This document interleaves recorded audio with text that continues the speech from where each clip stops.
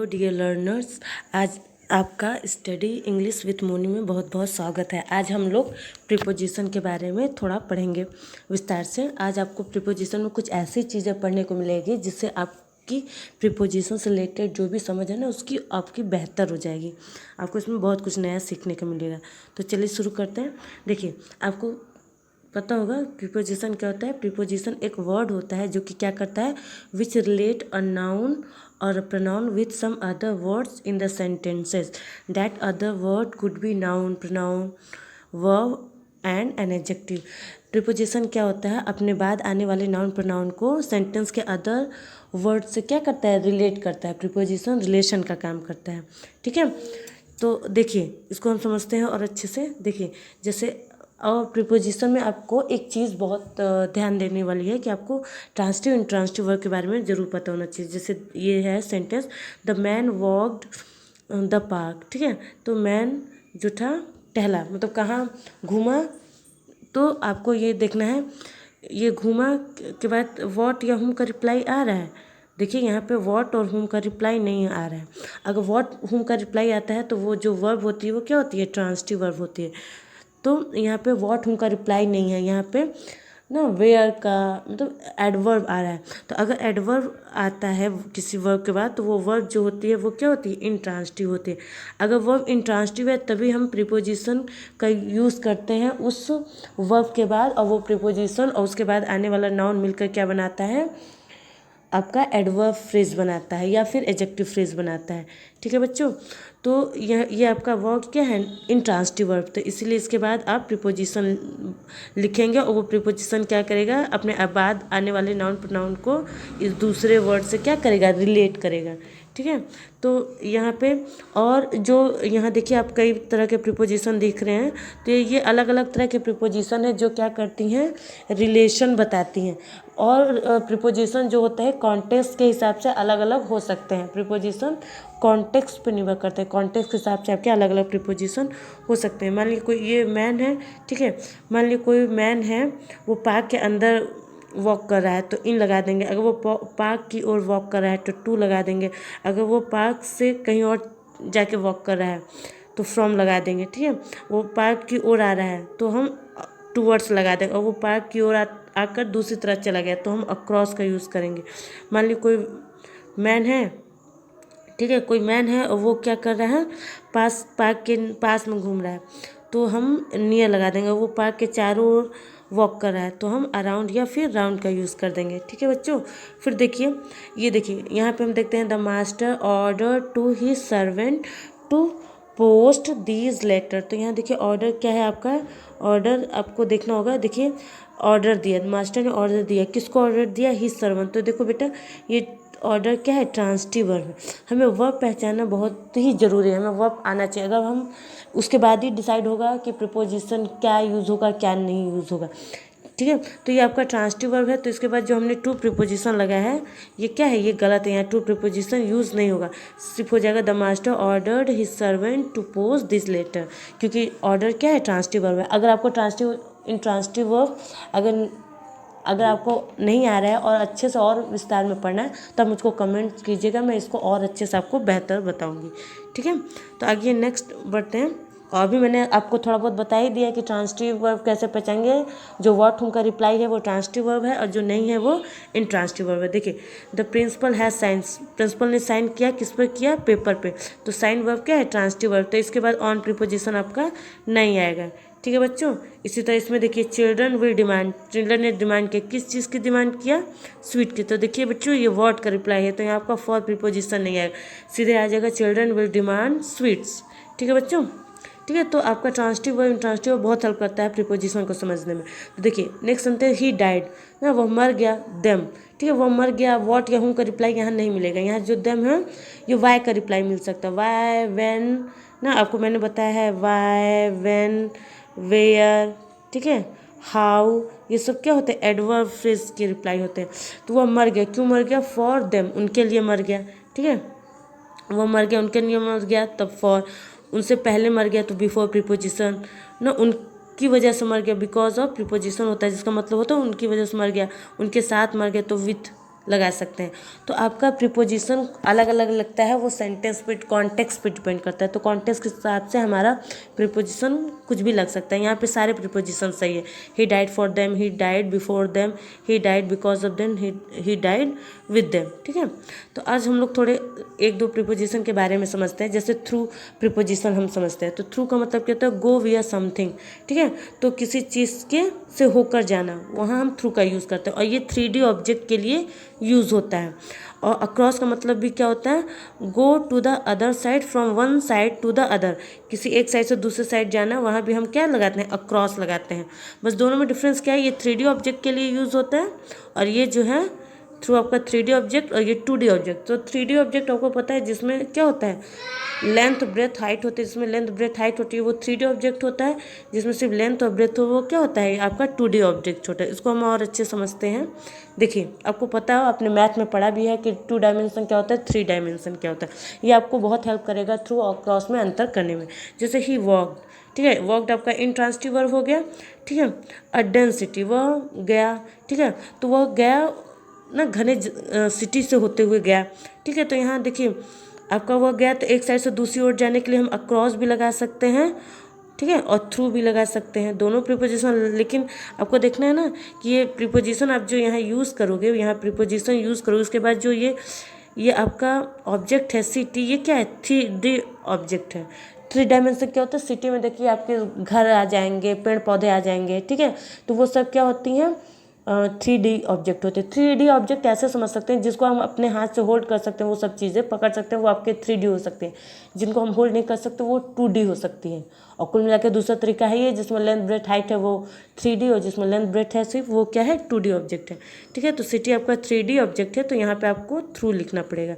He walked through a density. ठीक है, अभी इसी तरह यहाँ देखते हैं बच्चों, he walked a vast field. Field क्या होता है? उसमें सिर्फ लेंथ ब्रेथ होती है, उसको आप अपने हाथ से होल्ड नहीं कर सकते। फील्ड क्या है? 2 डायमेंशन है। इसमें भी एक वो क्या किया? एक साइड से दूसरी साइड किया। ठीक है, तो यहाँ पे आपको क्या लिखना पड़ेगा? अक्रॉस आएगा आपका, यहाँ पे थ्रू नहीं आएगा। अब 2D 3D समझ जाओगे ना, तो बहुत ही ईजिली आप अक्रॉस और थ्रू का यूज़ करना सीख जाओगे। ठीक है बच्चों, देखिए द सोल्जर मार्च्ड, सोल्जर गए ना सिटी से होते हुए गए। ठीक है, एक साइड से दूसरे साइड गए, तो यहाँ सिटी 3D है, तो इसलिए यहाँ थ्रू सही पड़ेगा आपका। ठीक है, यहाँ अक्रॉस नहीं आएगा। ठीक है, इसके बाद देखिए light can't pass a metal seat. Light जो है वो मेटल सीट के आर पार नहीं। कोई चीज़ किसी चीज़ के आर पार जाती है तो वहाँ तो थ्रू ही यूज़ होता है। उसमें तो कोई चीज़ एक साइड से दूसरी साइड निकल जाए तो वहाँ थ्रू यूज़ होता है, तो यहाँ आपका थ्रू आ जाएगा। There is the shop the road. Road आपका 2 डायमेंशन है। ठीक है, मान लीजिए कोई एक रोड है, मान लीजिए ये रोड है और यहाँ पे ये रोड है, यहाँ पे शॉप है, एक साइड से दूसरे साइड है, तो यहाँ पे आप रोड 2 डायमेंशन होता है, तो यहाँ आप अक्रॉस लिख दीजिए। ठीक है, there is a shop across the road. उसी तरह देखिए बेटा, यहाँ पे फुट ओवर ब्रिज ना, जो पैदल जैसे ये रोड होता है जहाँ हम लोग ये पैदल चलते हैं वो होता है। ठीक है, तो there is a foot over bridge, मतलब एक रोड के उस पर क्या है? मान लीजिए ये रोड है, ये रोड है, उसके उस पर क्या है? फुट ब्रिज है।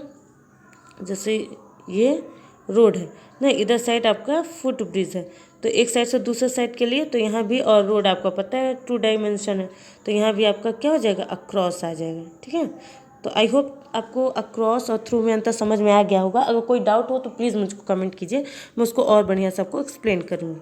ठीक है बच्चों, और इसको थोड़ा और आपको थोड़ा सा अंडर ओवर का अंतर समझा दूँ। देखिए ओवर अंडर का यूज़ क्या होता है? वर्टिकल पोजीशन के लिए, कवर, कोई चीज़ को हम कवर कर देते हैं। लेस मोर देन के लिए, object in motion, dominance, subordination, इनके लिए ओवर अंडर का यूज़ होता है। तो देखिए हम इसको और अच्छे से मैं एक्सप्लेन कर रही हूँ। ओवर अंडर का यूज़ वर्टिकल पोजीशन को बताने के लिए होता है। वर्टिकल पोजीशन का मतलब बेटा ना, कोई मान लीजिए 2 ऑब्जेक्ट के बीच में ये गैप होता है ना, तो इसी को वर्टिकल पोजीशन करते हैं, तब इसमें अंडर या ओवर का यूज़ होगा। फॉर एग्जांपल जैसे sky is over our head, मान लीजिए कोई व्यक्ति है यहाँ, ठीक है, मान लीजिए यहाँ कोई व्यक्ति है और स्काई यहाँ पे है, तो उनके बीच वर्टिकल गैप है, तो यहाँ आपको ओवर लिखना पड़ेगा। The cat is under the table, तो मान लीजिए ये कोई टेबल है, ये आपका टेबल है, कैट यहाँ नीचे है, तो वर्टिकल गैप है, तो आप अंडर लिखिएगा। ठीक है, तो the cliff hung over the sea, तो क्लिफ मीन्स होता है आपका चट्टान होता है। ठीक है, तो क्लिफ का मतलब चट्टान होता है, तो मान लीजिए ये सी है, ये कोई सी है, चट्टान इसके ऊपर ही होगा, तो उन दोनों में वर्टिकल गैप है, इसलिए ओवर का यूज़ हुआ है। ठीक है, देयर इज़ अ ब्रिज, मान लीजिए कोई ब्रिज है, नीचे नदी बह रही है, तो उन नदी और ये ब्रिज के बीच में रिलेशन कैसा होगा? ठीक है, वर्टिकल होगा, तो इसलिए ओवर यूज़ हुआ है। ठीक है, और मान लीजिए ऐसा है, मान लीजिए ये कोई नदी बह रही है, ठीक है, और ब्रिज ऐसे है, एक साइड से दूसरे साइड में है, तो यहाँ अक्रॉस भी आप लिख सकते हो, जिसमें एक डायरेक्शन से दूसरे डायरेक्शन में है तो वो अक्रॉस भी लिख सकते हो। ठीक है, और रिवर क्या है आपका 2 डायमेंशन है, ये है, तो इसी अक्रॉस यहाँ आ सकता है, ओवर भी अक्रॉस अभी मैंने थोड़ी देर आपको एक्सप्लेन किया ही है।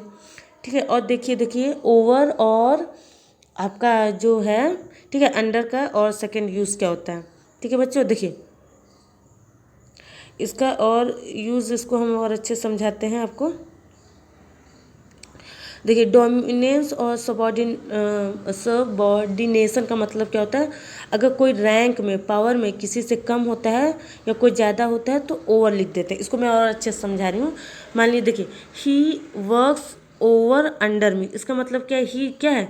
मी से क्या है? पावर में या पोजीशन में उससे ज़्यादा है। मान लीजिए कोई प्रिंसिपल है तो वो टीचर की क्या है, वो उसके पास पावर ज़्यादा है, तो उसको टीचर को प्रिंसिपल के अकॉर्डिंग कोई काम करना पड़ेगा। तो वो कह सकते हैं ही वर्क्स, वो काम करता है। अगर हम कहें ही वर्क्स अंडर मी, तो यहाँ ही क्या है? पावरफुल है।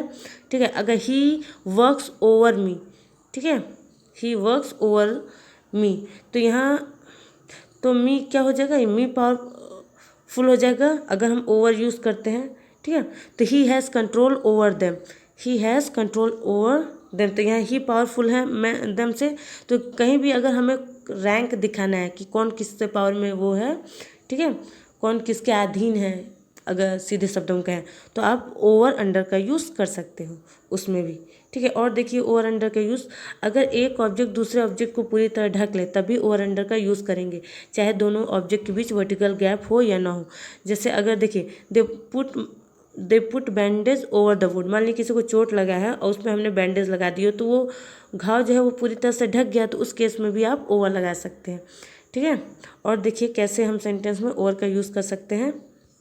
The man kept the pillow over the key, मान ली की है, उसके ऊपर किसी ने पिलो रख दिया तो क्या हो गया? की आपका पूरी तरह ढक गया, तो उस केस में भी ओवर यूज़ कर सकते हैं। She laid a sheet over the sleeping child, मान ली कोई बच्चा सो रहा था उसके ऊपर उसने किसी ने चादर डाल दिया तो वो बच्चा क्या ढक गया पूरी तरह से, तो उस केस में भी आप क्या कर सकते हैं? ओवर यूज़ कर सकते हैं। और देखिए ओवर का यूज़ क्या होता है? अगर कोई object degree, amount, number, quantity में अगर ज़्यादा है तभी ओवर का यूज़ करेंगे, अगर कम है तो अंडर का यूज़। मान ली कोई चीज़, कोई ऑब्जेक्ट है, अगर वो क्वांटिटी में, नंबर में ज़्यादा है तब भी हम ओवर का यूज़ करते हैं। जैसे they have received over under 3000, ठीक है, एप्लीकेशन ना, उनको क्या मिला? 3000 से ज़्यादा एप्लीकेशन मिला। जो संख्या है अमाउंट, उससे ज़्यादा संख्या शो करना है तो ओवर, अगर 3000 से कम संख्या शो करना है तो अंडर। अगर हमें कहना है कि उनको 3000 से कम एप्लीकेशन मिले तो they have received under 3000 application, उनको 3000 से ज़्यादा एप्लीकेशन मिले तो they have received over 3000 application. इस सेंस में भी हम ओवर अंडर का यूज़ कर लेते हैं।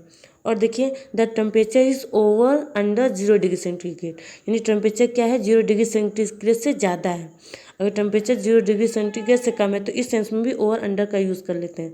देखिए you should not drive over 80 metre प्रति आवर ऑन दिस रोड, इस रोड पे आपको 80 मीटर प्रति आवर से ज़्यादा स्पीड में, मतलब इससे ज़्यादा मतलब ड्राइव नहीं करना चाहिए, तो वहाँ उस केस में भी हम ओवर का यूज़ कर सकते हैं। तो ओवर अंडर का यूज़ देखिए एक और में यूज़ होता है, मोशन वर्ब के साथ भी ओवर अंडर का यूज़ किया जाता है। जैसे देखिए the cat jumped over the table, मान लीजिए कोई ये टेबल है, कैट इससे ऐसे जंप की गई तो उन लोगों के बीच में वर्टिकल गैप हुआ और ये मोशन की वर्ब है, तो उस केस में भी हम ओवर का यूज़ कर सकते हैं। ठीक है बच्चों, आई होप आपको समझ में आ गया होगा। ठीक है, और देखिए एबव और बिलो का यूज़, ठीक है, एबव और बिलो का देखिए यूज़ क्या होता है? ये रेफरेंस टू स्टैंडर्ड, ठीक है, रेफरेंस टू स्टैंडर्ड के लिए एबव और बिलो का यूज़ करते हैं। इसको मैं और अच्छे से आपको एक्सप्लेन कर रही हूँ। देखिए अगर हम कोई फिक्स स्टैंडर्ड ले लें और उससे किसी चीज़ को, जैसे प्लेट्यू, पठार है, हिल, माउंटेन है, उसकी हाइट कितनी है मेजर किया जाए तो एबव बिलो का यूज़ करते हैं। ठीक है, देखिए एबव बिलो का यूज़ मैं इसको आपको एग्जांपल के थ्रू समझा रही हूँ। जैसे the water level is above below the danger point, तो डेंजर पॉइंट में क्या, मान लीजिए कोई ऐसा स्केल है ठीक है। ये आपका क्या है, मान लीजिए इसके लिए ये 0 डिग्री है, ये 100 डिग्री है, और बीच में ये हमने 60 डिग्री बना दिया। अगर ये आपका अगर इससे अगर आपका कम है तो वो क्या है, आपका डेंजर पॉइंट से कम में है। अगर इससे कोई ज़्यादा आपका है वाटर का लेवल तो वो तब वो डेंजर पॉइंट में है। तो ये इस 60 डिग्री को हमने क्या बना दिया, एक स्टैंडर्ड पॉइंट पैमाना बना दिया, जिसके आधार पे हम डिसाइड करेंगे कि अगर उससे ज़्यादा है तो वो डेंजर पॉइंट में, उससे कम है तो वो डेंजर पॉइंट में नहीं है। तो इसको हमने 60 डिग्री को स्टैंडर्ड बना दिया। तो यहाँ पे आप एबव और बिलो का यूज़ करोगे। तो द वाटर इज़, अगर 60 डिग्री से ऊपर है तो एबव द डेंजर पॉइंट, अगर 60 डिग्री से कम है वाटर का लेवल तो water level is below the danger point. ठीक है। इसी तरह देखिए, मान लीजिए his performance was above my expectation. हम लोग एक्सपेक्टेशन को भी, तो ये तो कोई वस्तु है नहीं जो हमें देखती है, हमारी एक्सपेक्टेशन या मेंटल स्टेट होती है। तो मान लीजिए हमने एक स्टैंडर्ड बना लिया कि 60% से अगर मेरे ना किसी बच्चे का मार्क्स कम है तो वो क्या, उसकी परफॉर्मेंस क्या है, परफॉर्मेंस उसकी कम है। अगर 60% से ऊपर मार्क्स है तो उसका परफॉर्मेंस अच्छा है। हमने 60% को स्टैंडर्ड पॉइंट बना लिया। तो हिज परफॉर्मेंस वॉज, अगर 60% उसके मार्क्स ज़्यादा है, क्योंकि इसको मैंने स्टैंडर्ड बनाया है, तो कहेंगे his performance was above my expectation. अगर उसकी कम है तो his performance was below my expectation. ठीक है बच्चों। फिर इसी तरह देखिए, this place is 3000 metre above below the sea. ना सी मान लीजिए कोई, हम लोग किसी भी, आपको पता होगा, आपने ज्योग्राफी पढ़ा होगा, तो किसी भी चीज़ की हम लोग तुलना ना सी से करते हैं। सी से कोई सी चीज़ की ऊंचाई कितनी है। ठीक है।